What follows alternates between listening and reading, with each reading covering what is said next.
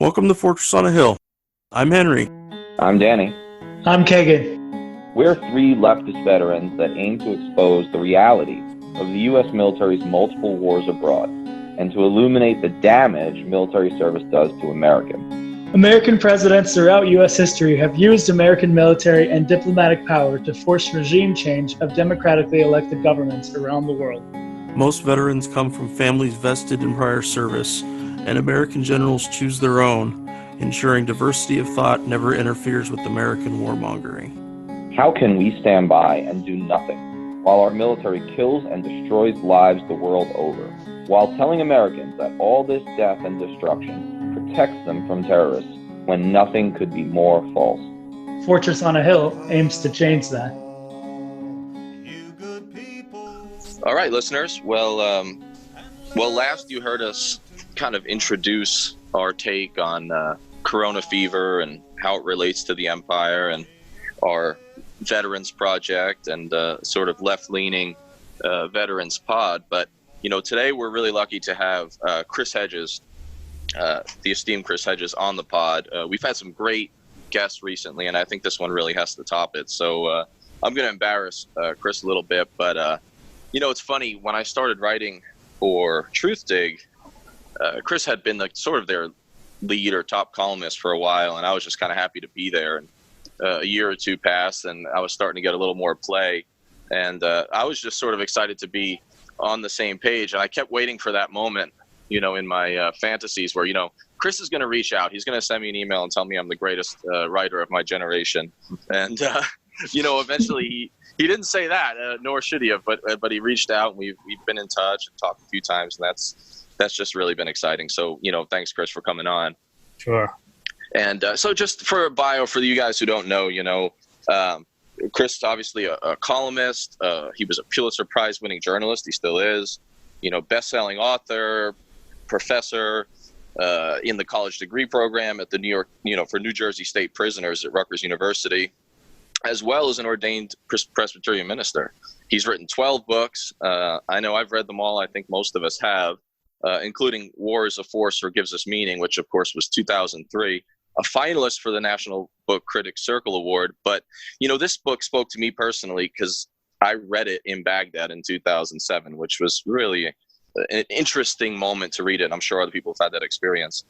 Other notable books for this conversation that we'll probably bring up are Empire of Illusion, The End of Literacy and the Triumph of Spectacle. That was 2009. And his latest, America, the Farewell Tour, which sounds more prescient than ever.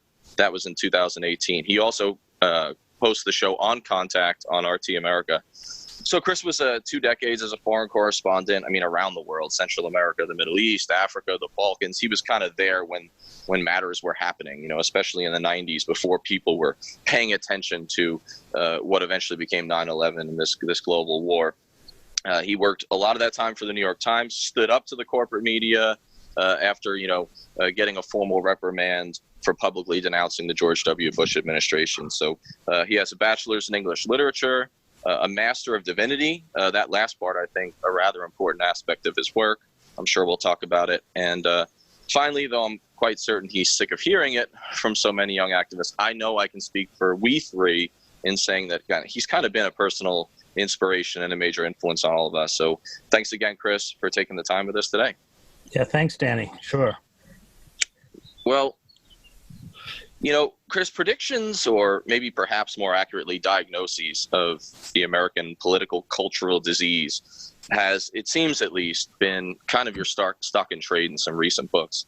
That, no doubt, is a tricky matter, as predictions always are, if that's even really what you're going for. But forgive the increasingly, at least these days, cliche, but, in light of that, how have you viewed this moment? What stands out to you in the American zeitgeist response to coronavirus from, political, military, or cultural standpoints? So 2 things I find interesting about this kind of very tragic moment that we're undergoing. One is that it exposes the rot, decay within the system itself, the seizure of power by corporate neoliberal forces that have hollowed the country out from the inside. So that is something that I have been writing about for a long time.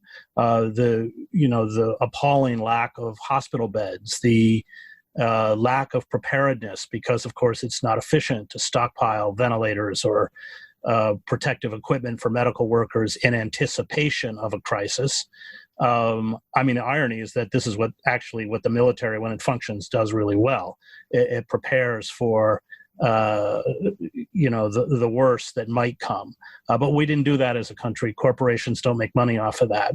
The failure of the entire healthcare system in terms of protecting the citizenry. You have huge segments of the country who are essentially outside the healthcare system. Not only 11 million undocumented workers, but the 80 million underinsured or uninsured. 58% of the people get employee-sponsored health care of the workforce. They've all lost their jobs. Where do they go? You are seeing, because of the craven subservience on the part of elected officials towards corporate power, the passage of a so-called stimulus bill where we're bailing out airlines. We know what they're going to do with this money because we watched them do it in 2008. They give themselves bonuses, they buy back their own stocks, and they lay off the workforce. So these were all issues that I have been writing about, not only in terms of the economic and political decay, but the cultural decay. You mentioned Empire of Illusion, the end of literacy, and the triumph of spectacle, which is why we have a reality show television host as president. The inability to discern the difference between fact and fiction, because of course his persona on The Apprentice was a fictional persona. It was created for a television audience. And the rise of a huge segment of the population trapped in magical thinking, the Christian right. I also wrote a book on them, American Fascists, the Christian Right and the War in America. You have megachurch pastors still holding services. Trump is a product of magical thinking, that inability to separate fact from fiction, the merging of fact and fiction, which is always one of the telltale signs of a totalitarian system. So the inability of the corporate state to cope with this catastrophe is because it has essentially been dismantled in large part to serve the consolidation of corporate power and corporate wealth. So that I have been written about. It's always fascinating to watch how history plays out. I didn't predict the Occupy movement. In fact, I learned quite a bit from it. And I didn't predict a pandemic. I wrote about stress, about that the system couldn't handle stress, and then that would propel us into a very frightening trajectory. But when I kind of wrote my litany of what that would be economic collapse, which is, of course, we're getting, but it's accelerated by the pandemic, a catastrophic domestic terrorist attack, or climate change, coastal cities being wiped out. But I think it's this pandemic has changed in very dramatic ways the configuration of American society. And whatever comes out of this, it won't look like what it looked like before. What, if anything, has anything surprised you in this response, or in the way either government or just society in general is handling this? No, it hasn't surprised me, because I spent a lot of time examining how these centers of power work, how corporate power works. But of course, the response is not a rational response. In fact, we haven't really had a response because we can't test for the virus. It's spreading exponentially. We can't control it. You can't control it if you can't test. And the economic shock now will be catastrophic, because it's not just about millions of people, 10 million people have filed for unemployment or something. It's not simply about a projected now 30% unemployment rate. But the way that whole system then unravels, because people can't pay their rent, they can't pay their credit card companies, the whole house of cards begins to fall down. People default on their student debt. And we are a society built on debt peonage largely. It's built on consumption and debt peonage. We don't really make anything except weapons anymore. And so the anemic quality of the economic and political structures that have been put in place cannot withstand these very seismic shocks. And how far will it go? What will be the final outcome? Again, I was spent too many years as a newspaper reporter to try and predict, but it won't be good. There certainly will be unrest. We're already seeing rippling rent strikes in places like St. Louis, but lacking a coherent vision, an alternative vision to corporate power. These localized uprisings can be dealt with and very ruthlessly crushed. We have created mechanisms within the United States through wholesale surveillance, the militarization of police, the use of terrorism laws, which have been directed primarily at Muslim activists. So here, people are charged. They're not allowed, in secret trials, they're not allowed to see the evidence, if there is any evidence, but they're not allowed to see the evidence arrayed against them, used to convict them. People, I've been involved in this. These cases, like Fahad Hashmi and others, are essentially being imprisoned. He's in a supermax prison for speech, for what they said. And so the demonization of Muslims essentially saw the society complicit in the creation of legal mechanisms by which they were put on show trials, stripped of all their rights and imprisoned. And within marginal communities, deindustrialized communities where mostly poor people of color live, in these urban pockets, the militarization of police has been accompanied by the right of police, in essence, to revoke habeas corpus and due process and, kick down doors at 2 a.m. with carrying long-barreled weapons and Kevlar vests for nonviolent drug warrants. Terror is not, 1,000 people a year, I think, are killed by police, most all of whom are unarmed. So what you've done is created both legal and physical mechanisms that, should there be unrest outside of these, what Malcolm X called internal colonies, the rest of the country can be held in subjugation. So that's my greatest fear. The left in this country is so disorganized and anemic. That's not the fault of the left. There's been a war against the left, starting with the 1948 Taft-Hartley Act after World War II, which was a major crippling blow to unionization. The press is a joke. MSNBC, which is purportedly left or liberal, it's not. It's owned by Comcast. It's just inclusive corporate capitalism, as opposed to Fox News, which is racist corporate capitalism, but it doesn't confront the structures of power in any meaningful way. So, all of the mechanisms by which a public is informed and empowered, with the kind of system of legalized bribery that allows corporations to fund candidates. The specter of Joe Biden, is really Joe Biden the best that the Democratic Party can come up with? But of course, he was anointed and chosen by the corporate donors. It's fascinating. Last column I wrote for Truthdig before I got fired was on, the one choice election, which is who's going to manage corporate power. They always tell us, the masses, that or the Democratic, those people who veer towards the Democratic Party, that it's the least worst.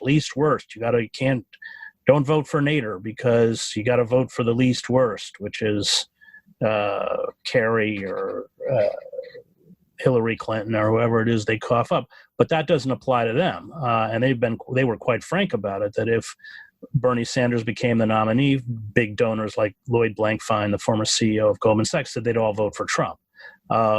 So there really is no major or important political difference between the Republican and the Democratic parties. There, as Ralph Nader said, it's a duopoly. One comes with a more tolerant attitude, but on all of the major issues, imperialism, the surveillance state, trade agreements, there is no difference. There's complete unanimity, and I think that's dangerous because the whole ideological basis of neoliberalism has lost all of its credibility. That's what empowered Trump. People are angry and have every right to be angry at the elites. But of course, he does what demagogues do, which is take it out on the vulnerable and the undocumented and Muslims and African Americans and others. And that anger and rage is only going to be increased as the system fails to confront the most basic needs of working men and women and the working poor, which it already had failed to do. But now we are really going to see the kind of bread lines that I used to see in Yugoslavia during the war that stretched 10 blocks long, the inability to find any kind of employment, and a ratcheting up of police and state power to keep the population in check. Chris, I'm glad you brought up Taft-Hartley, which of course clamped down on unions.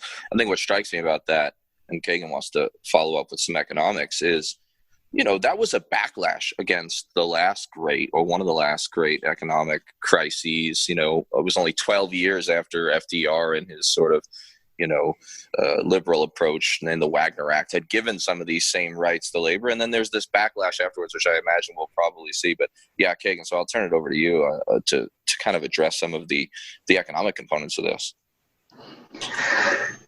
Thanks, Chris. You put a lot of good points on there, and I really appreciate that.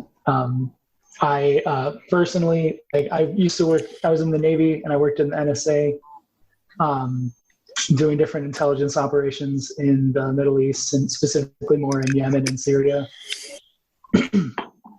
Now I work for a county here in Portland, Oregon, and I'm trying to, I work with homeless veterans, getting them housed and resources and things like that. So when you talk about the people on the bottom of the spectrum, I am keenly aware, because that's people I work with every day. And not only are they, emotionally, mentally, and physically vulnerable, they, like you said, they've already been there.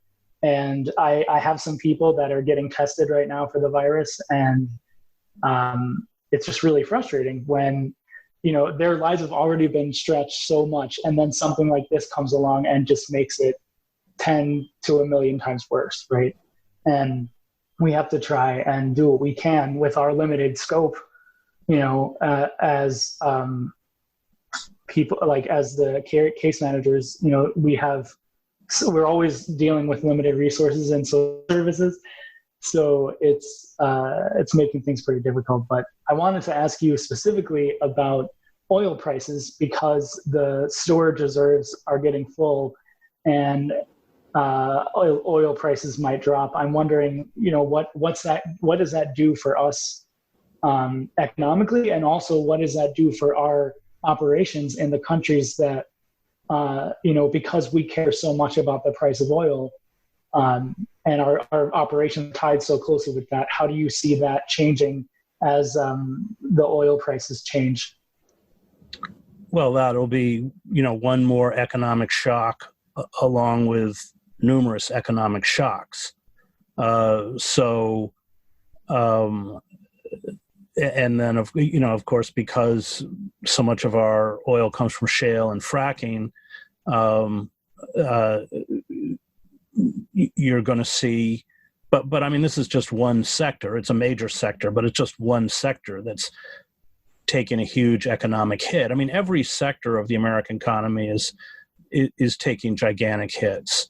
The hospitality sector, the airline sector, and because we can't contain the virus, or we don't have the capacity to identify it and control it, this potentially can go on for a really long time, which will send the economy into a kind of death spiral. Because how long can these small businesses afford not to function?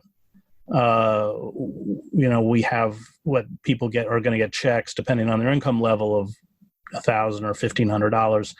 That money is going to go right to their landlord or to the credit card companies. And then what? What happens after, 4 months, I think you get of unemployment? What happens after that? These are short-term, very meager, paltry, and largely symbolic short-term offerings to a very distressed public. Meanwhile, Wall Street rallies. But yeah, I think the oil sector is just one component in a deeply deteriorating economic landscape, where the Fed is now printing billions of dollars.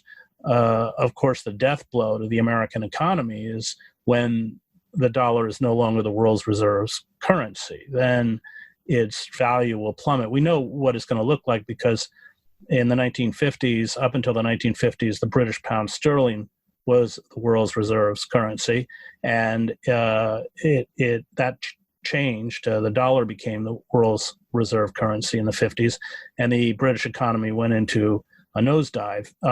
So we're playing a dangerous game. We can afford to create this kind of money as long as the world continues to use the dollar as its primary currency. But you see both the Russians, the Chinese, and others attempting to move away from the dollar, and that will be catastrophic. That will be the moment in which there's no going back, because the American economy will then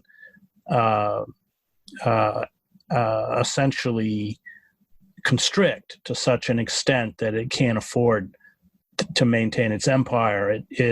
Then we really will truly become a kind of third world country with nukes, which is kind of what we already are. It's just now it's being exposed.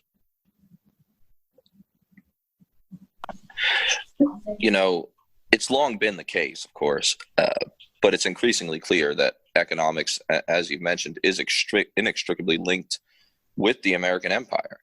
And so kind of what I want to address next is, one of my favorite books of yours was Empire of Illusion, which I even forced my ex-wife to read. So you may have that breakup at least partly on your conscience. But, the title to the casual reader, maybe it's misleading to them, as you largely are actually talking about the gap between reality and illusion in the book in the cultural realm as much as anything. However, reading it, I got the sense that the thesis applies quite well to American empire in the more standard sense, something that we talk a lot about here. So to what degree and what things specifically do you think the events of the last few months have exposed about the nature and mechanics of empire, of this American empire, this third world country with nukes? Right. So, of course, what we've done is use our resources to fund these futile and endless wars in the Middle East. Nobody knows the exact amount, but $5 to $7 trillion at least. And these disastrous military fiascos are a characteristic of all late empires. Historians call it micro-militarism.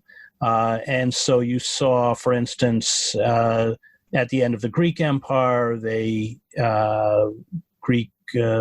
Athenian Empire, they invade Sicily and their entire all of their navy, almost all their navy is sunk and they're slaughtered.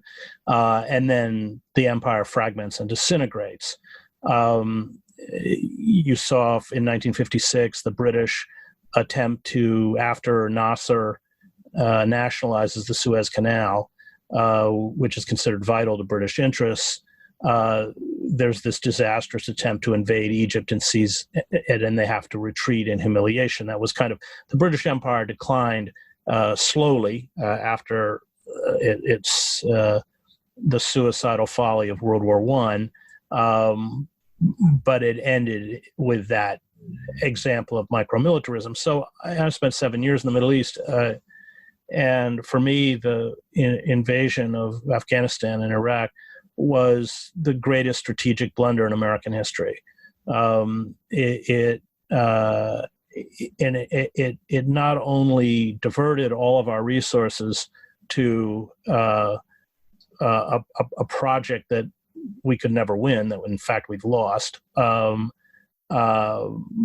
it tarnished forever the notion of American power and American hegemony, because of course it was a unilateral decision to go in. It wasn't like the first Gulf War, which I covered. I went into Kuwait with 1st Battalion, 1st Marines,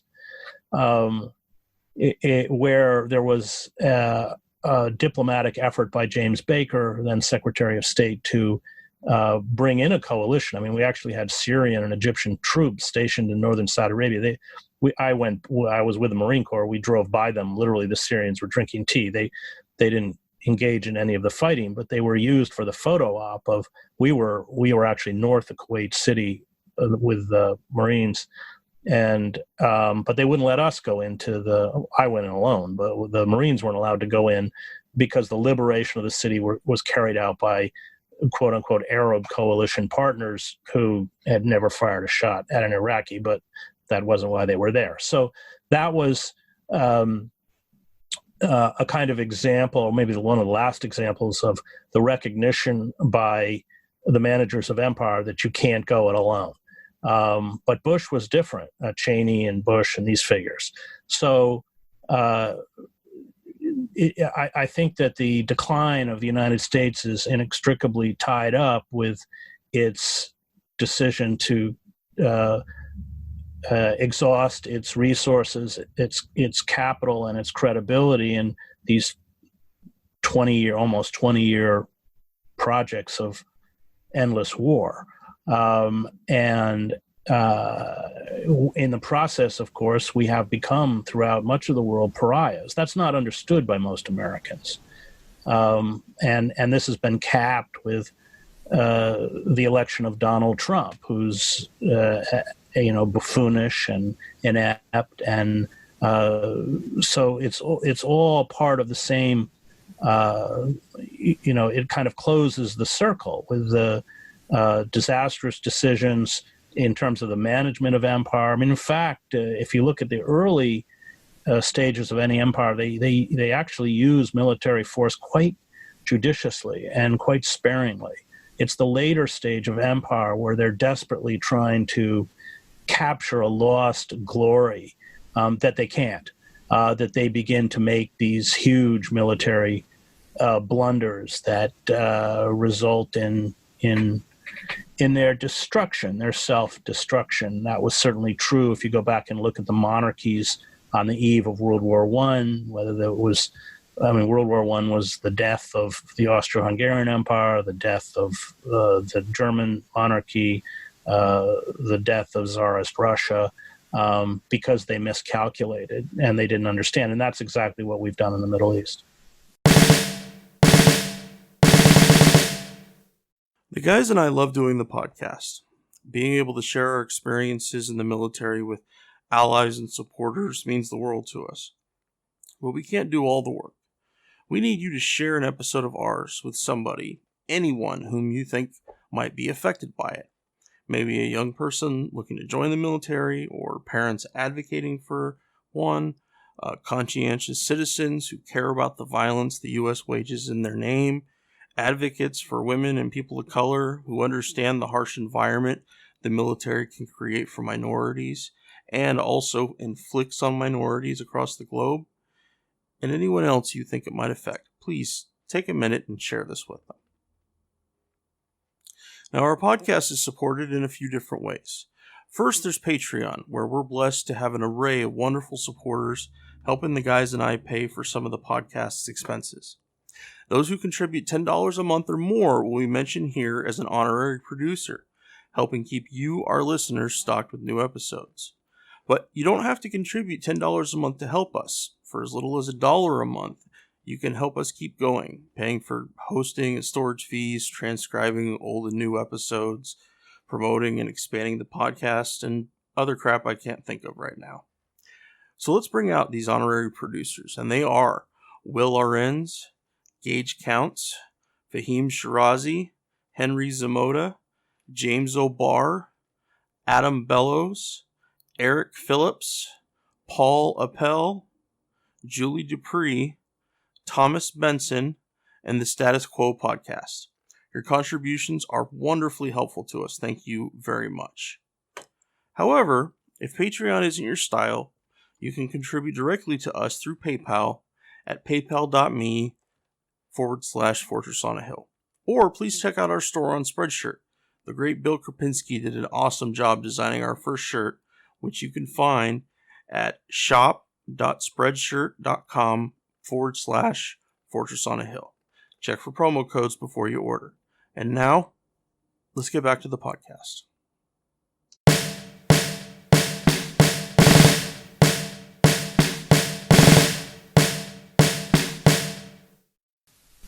Hi, Chris. I'm Henry, one of the co-hosts. I'm an Army veteran, military police. I served 2 tours in Iraq.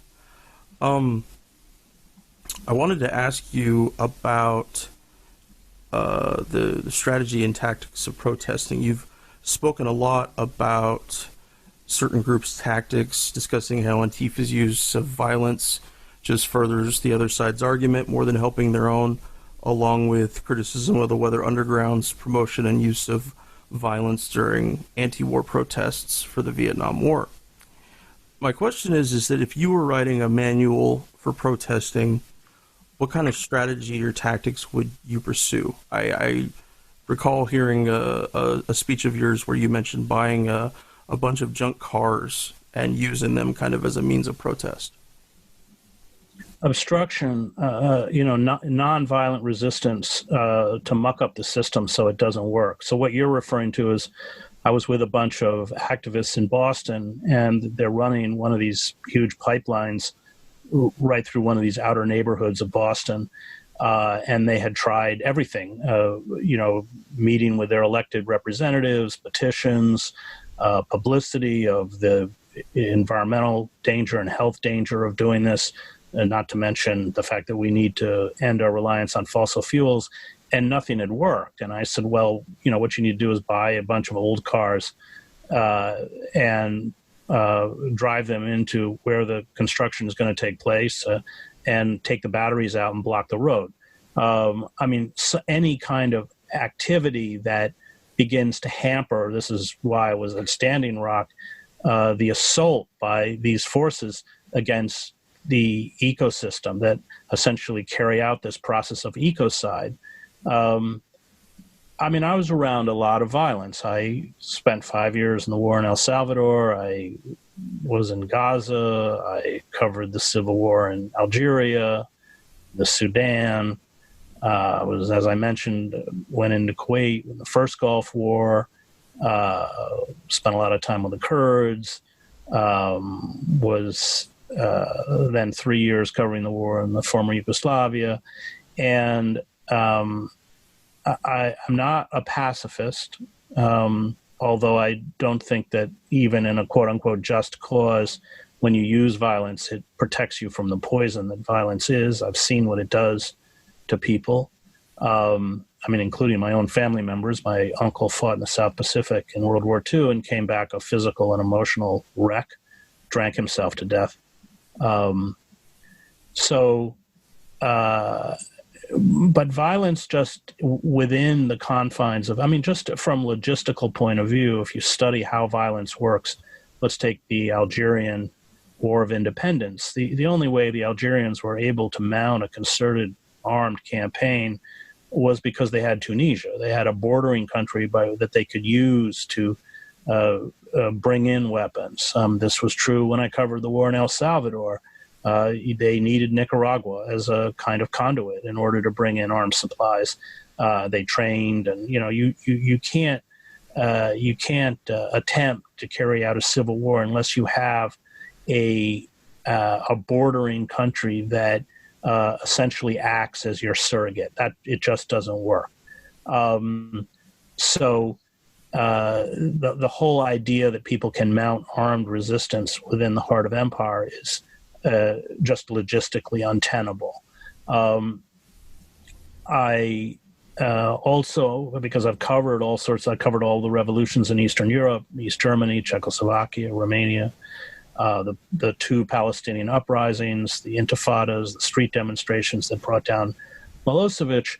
I'm aware that no revolutionary movement succeeds until a significant sector of the foot soldiers of the ruling apparatus, that's the police and the military, essentially defect or refuse to protect the regime. That was certainly what happened in Eastern Europe when Honecker, the communist dictator in East Germany, wanted to crush the protests in Leipzig, which was the epicenter of the East German uprising. He sent down an elite paratroop division. And when they got there, because all of the communist officials had their children and relatives in the streets of Leipzig, they refused to deploy it. Honecker was out of power within a week. The same thing happened in the Russian Revolution. For all of the violence, largely anarchist violence that took place, which, by the way, Lenin, who I am willing to concede was utterly amoral, but Lenin was vehemently opposed to it. It was only when the divisions in Petrograd defected that essentially all was lost. And it's interesting there, the police didn't defect. So you had soldiers firing on the police who were universally hated in Tsarist Russia. So, and that was true in the Iranian Revolution. It was after the Shah fled the country, and then the head of the armed forces said they wouldn't use force to defend the regime. And so, in essence, and you go back to the French Revolution, it was also the same.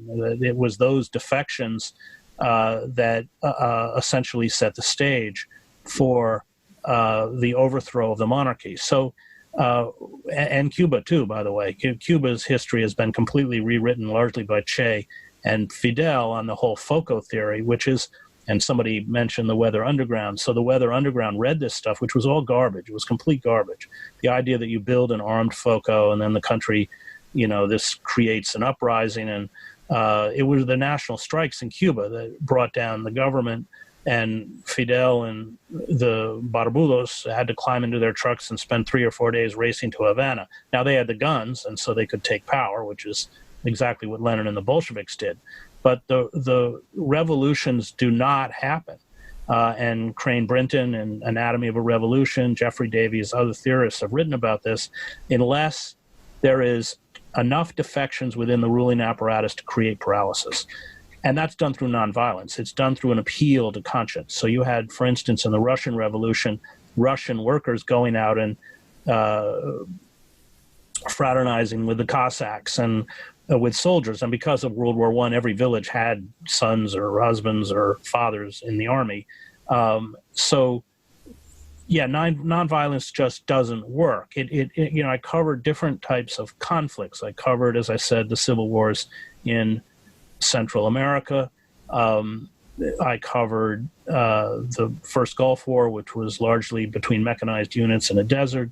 And then I covered occupations like Gaza. And occupations are always, you can't win them in the end, because the entire populace, as soon as you leave the wire, the perimeter, is viewed with some justification as hostile. You rarely see your enemy. It's IEDs and ambushes, and they melt away, and snipers. You start taking casualties. You lash out incoherently at the civilian population, which exacerbates the problem. This is what happened in Vietnam. So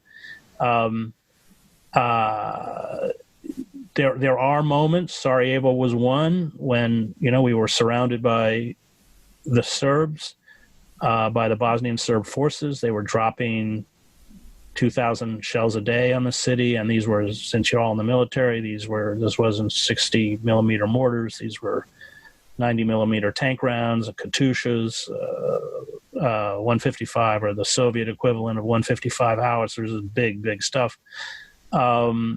And they built a trench system around the city. It was like World War I, and every once in a while, some crazy Bosnian commander would fire starbursts up in the middle of the night, and you'd hear yelling, and these guys would run forward like it was the Somme and all get mowed down by machine guns.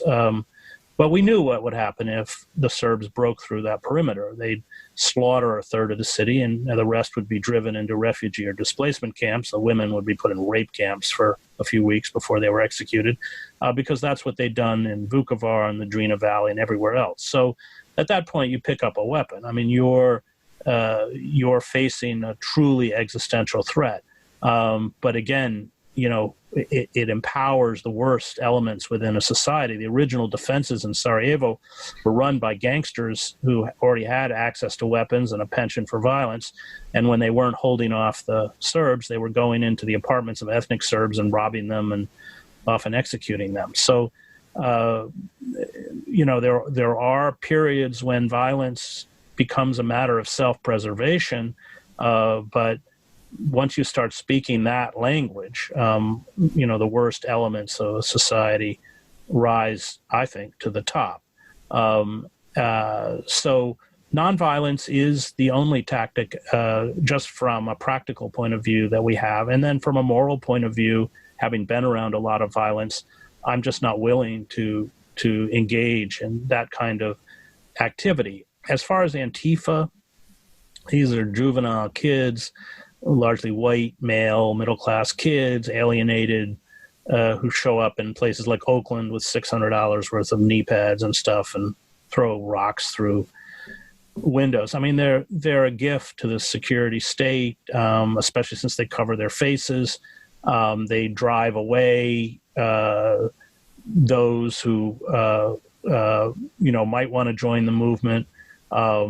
They allow the state to demonize the movement. I mean, I think anybody who wants to carry out acts of civil disobedience or resistance would do well to read. They're all public counterinsurgency manuals, because you look at how counterinsurgency operations work, and I watched 5 years of it in El Salvador, and Antifa is just a gift to those people that want to shut down widespread protest. For the black bloc, Antifa split between, people who embrace the kind of anarchic violence of the black bloc, and those who don't. So we can't get all of Antifa. But the fact is, if you want to confront people with long-barreled weapons, you better have long-barreled weapons of your own. Rocks don't really count for much. Kind of going along in that vein, I'm a pretty big fan of Gene Sharp, so I totally agree with what you're saying.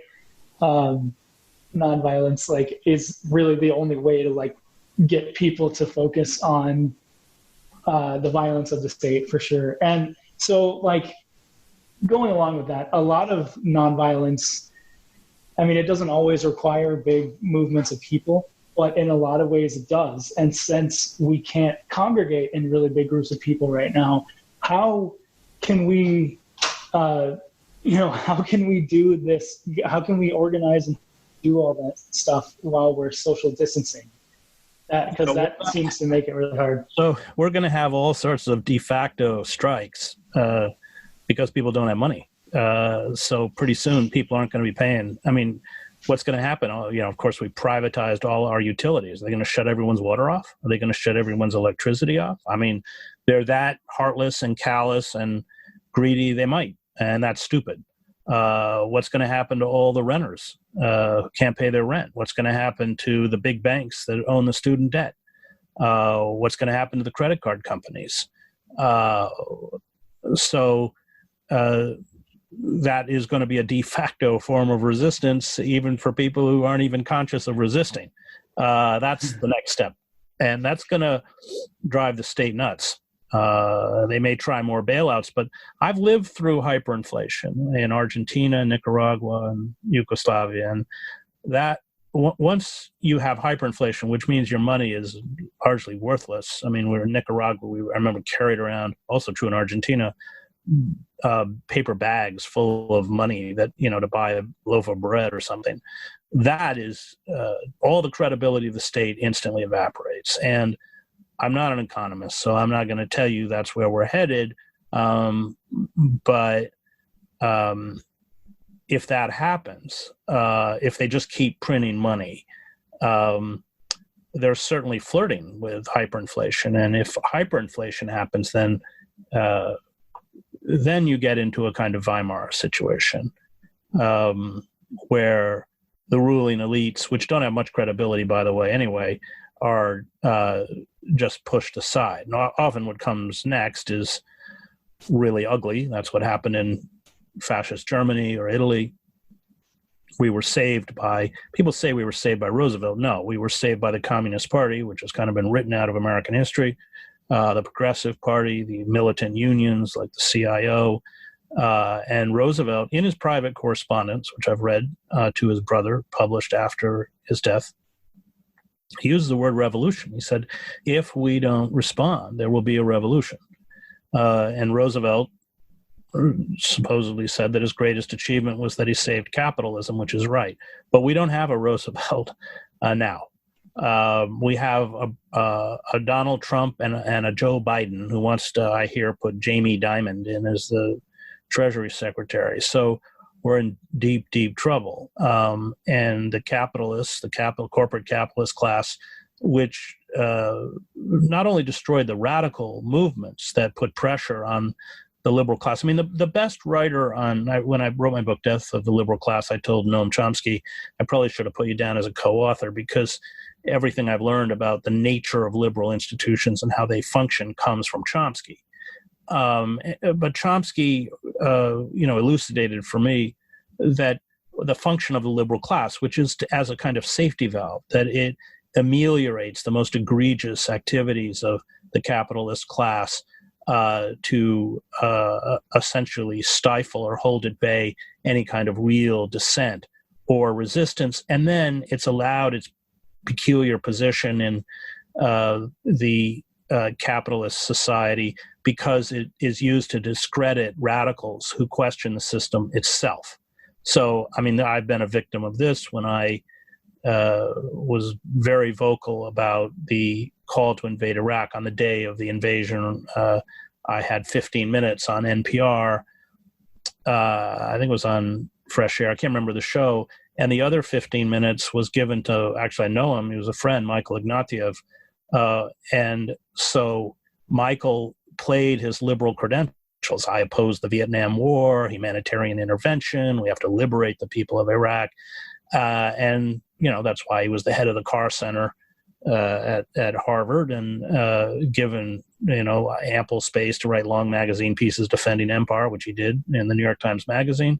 But the capitalist class, after destroying the radical movements, disembowel the liberal establishment itself. So you end up with these faux liberals like Clinton or Tony Blair, who speak in the feel your pain language of liberalism, but assiduously serve corporate power. And that, of course, has created the political crisis and economic crisis that we are currently facing.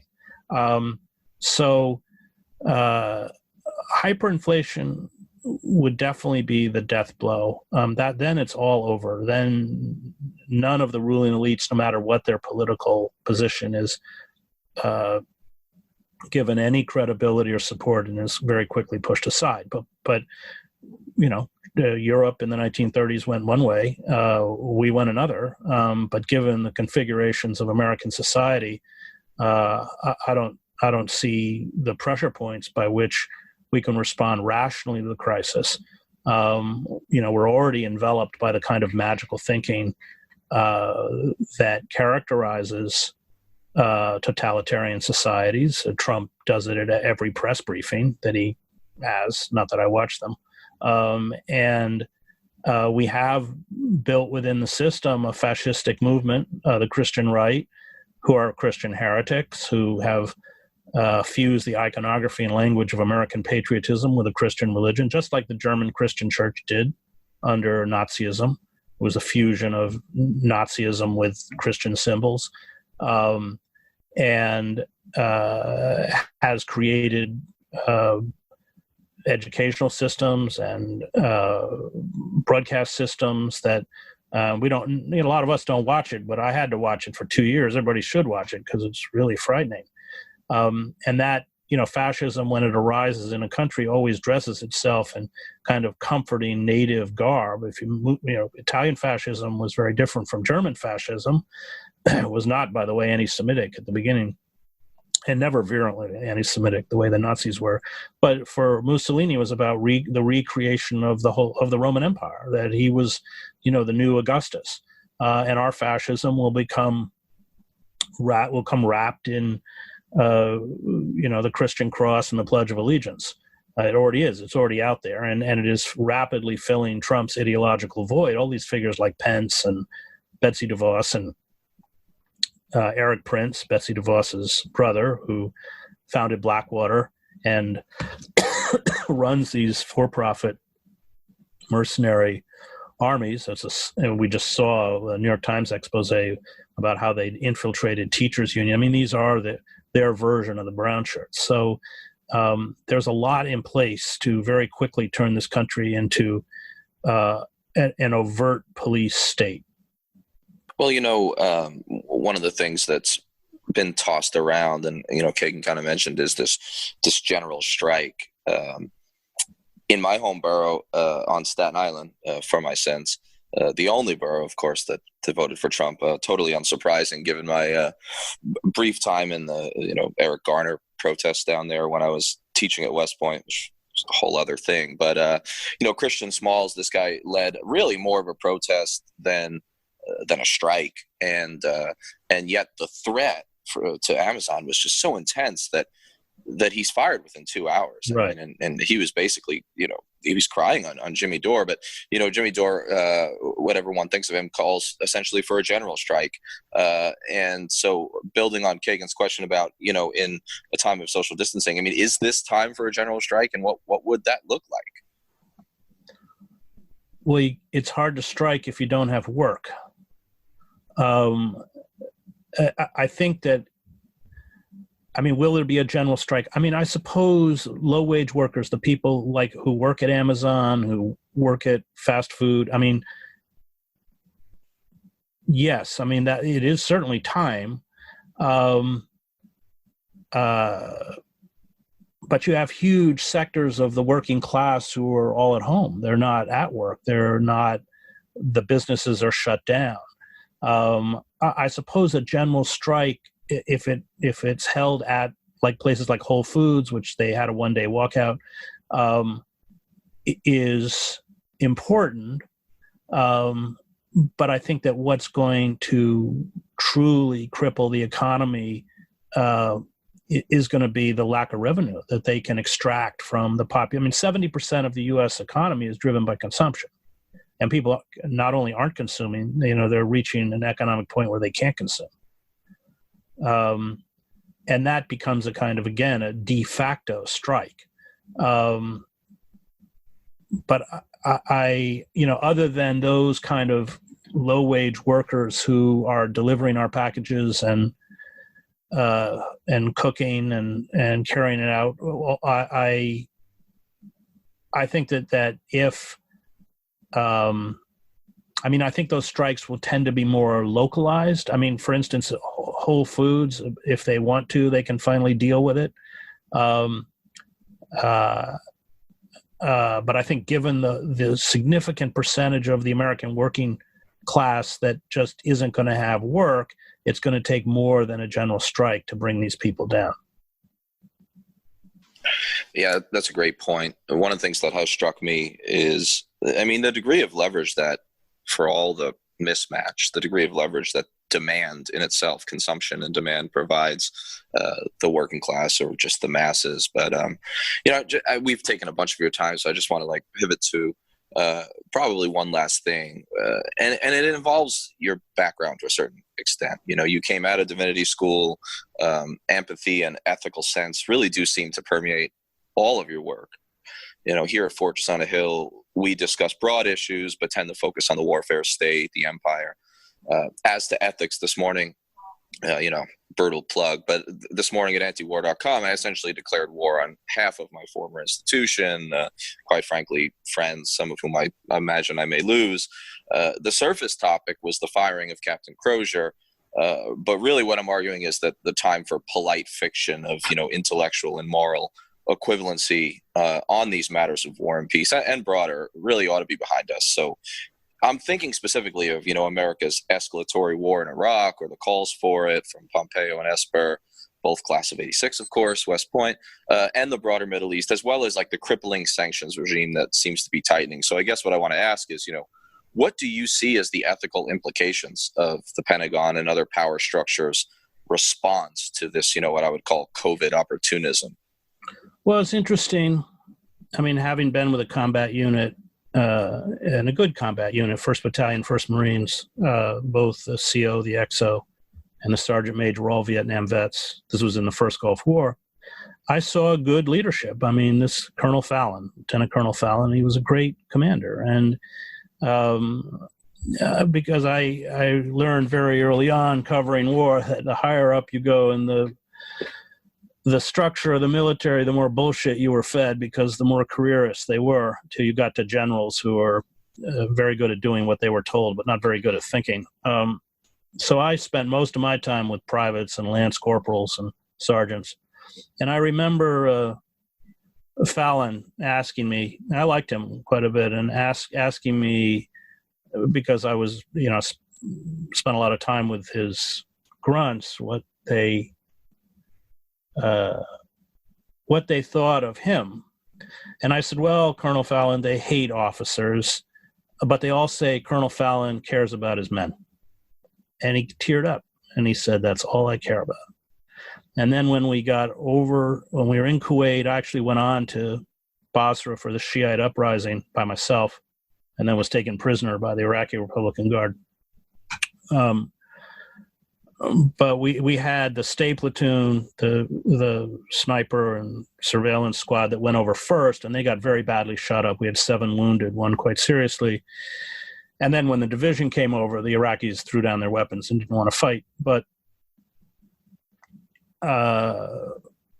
when I said goodbye to him, I told him, I said, you are like Crozier. You care about your men, and women, in the case of Crozier.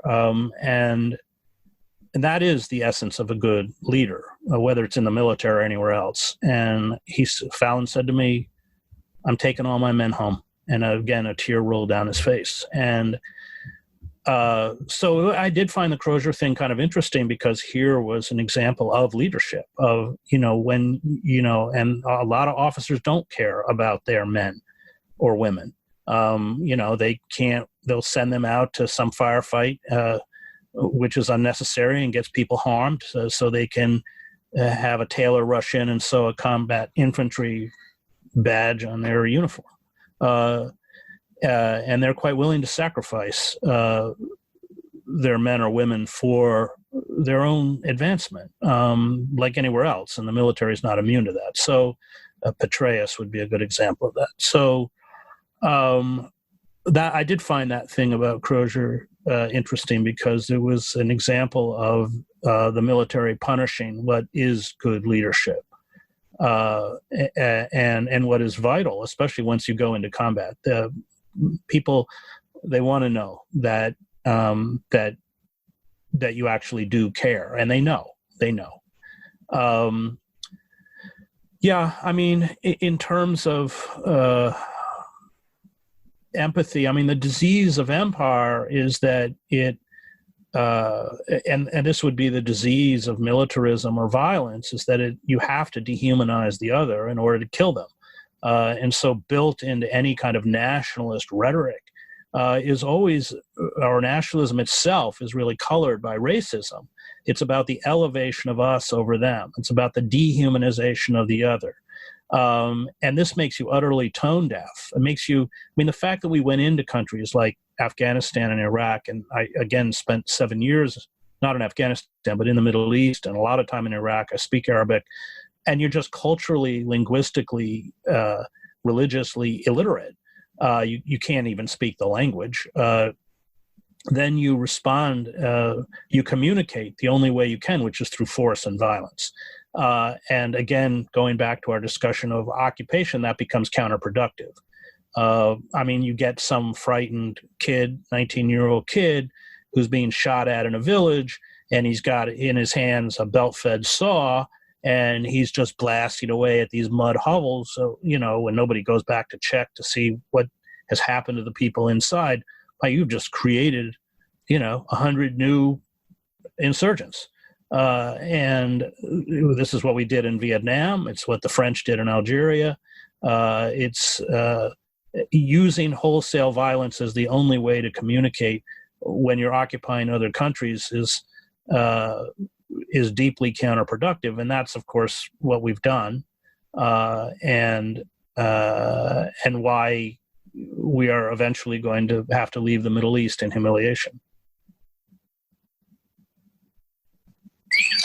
Well, Chris, I tacitly promised an hour, and for once in our, mine mostly, immense verbosity, it seems that we're pretty close. So, we're gonna let you go and wrap up, which is amazing that we're at 59 minutes. But I just want to say that, first of all, people should check out America: The Farewell Tour. Are you working on a book right now, Chris? Yeah, I'm writing a book on, because I'm teaching in prisons for 10 years through Rutgers, so I'm writing a book on prisons. Yeah. Oh, that's awesome and incredible work, and something we need, because clearly the prison industrial complex is so much part of Eisenhower's more simplistic analysis of the military industrial complex. But definitely check out the forthcoming book, his recent work on America: The Farewell Tour, as well as the RT show. Something I just want to say, and it. Listeners to the pod, we have a bunch, but a lot of them are veterans, naturally. And credibility of experience, it really shouldn't be necessary, but it just shines through with you. I mean, even just the little things like, using the acronym SAW for machine guns and understanding the difference between a 60 millimeter small bang and a 155 large bang. I mean, it's just going to shine through, which means a lot to folks who are listening, and demonstrates that the value of journalism and analysis to the military structure, and it's so easily dismissed. But your modesty may not countenance this particularly well. But the fellas and I were talking on our last pod, which will release probably today or tomorrow, and just the other day, about how Noam Chomsky, who you mentioned, although he's as lucid and poignant as ever, amazingly well into his 90s, can't possibly, God forbid, stick around forever. And just given the quality of your work and your connections with folks like Cornel West, we all agreed, and I think it's safe to say that you, along with precious few others, will and already have sort of begun to take up his mantle. So once more, thanks for taking the time, Chris. I know our listeners are going to be excited to hear your thoughts, and we wish you and yours as much health and happiness as is possible in this moment. Great. Well, thanks for doing it, Danny. Yeah, glad to. And hopefully we can talk again soon. Okay. Hopefully we'll set up that RT thing whenever they can do it. Oh, yeah, that'd be great. I'm looking forward to it for sure. Plenty to talk about, I imagine, as always. Okay. All right. Take it easy. Talk soon, Chris. Bye. Bye-bye.